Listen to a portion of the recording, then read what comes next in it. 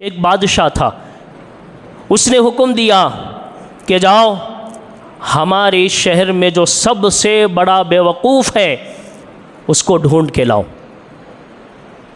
अब बादशाह का हुक्म था, लोग निकले, एक को पकड़ते, अगर ज़रा बराबर भी उसके अंदर अक्लमंदी होती तो उसको रिजेक्ट कर देते, छोड़ देते उसको, चले जा तो बेवकूफ़ नहीं है।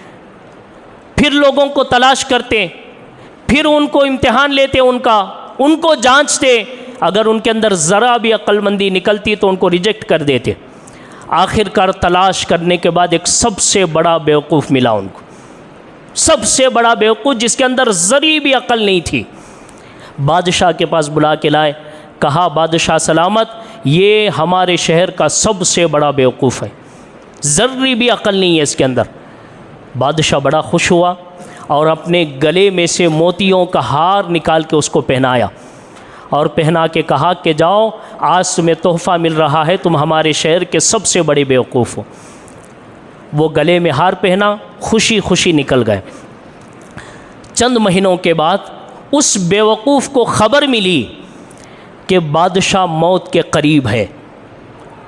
अब वो बेवकूफ़ था, हार लिया हुआ था।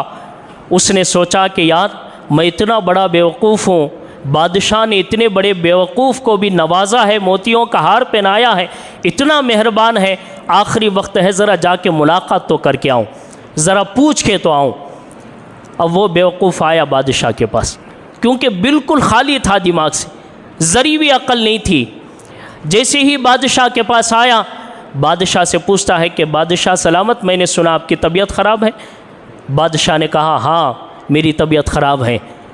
कहा मैंने सुना है कहीं जाने वाले हैं आप। कहा हाँ अब इस दुनिया को छोड़ के जाने वाला हूँ। तो उसने कहा अच्छा दुनिया छोड़ के जा रहे हो, तो कहाँ जा रहे हो? तो बादशाह ने कहा कि मैं इस दुनिया को छोड़कर दूसरी दुनिया की तरफ जा रहा हूँ। वो कब्र की दुनिया है, वो हश्र की दुनिया है, ये दुनिया छोड़ के उस दुनिया की तरफ जा रहा हूँ।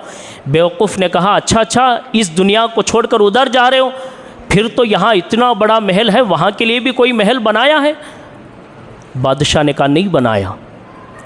फिर उसने पूछा अच्छा तुम यहाँ दुनिया छोड़ के उस दुनिया की तरफ जा रहे हो, तो वहाँ कोई सवारी बनाई? यहाँ तो तुम निकलते हो हज़ारों सवारियाँ होती हैं। कहा कोई सवारी भी नहीं रखी।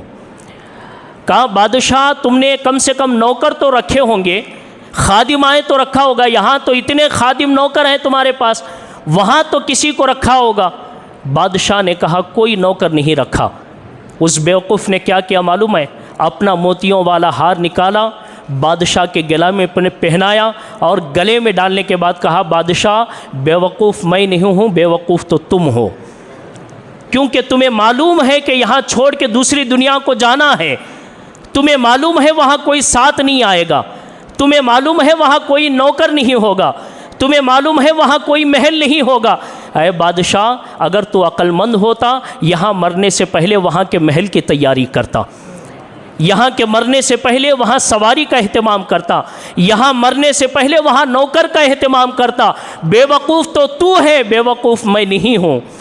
अल्लाह अकबर। ये वाक़या बज़ाहिर तो एक हंसी मजाक के तौर पे लगता है, लेकिन सबसे बड़ा नसीहत देने वाला वाक़या है।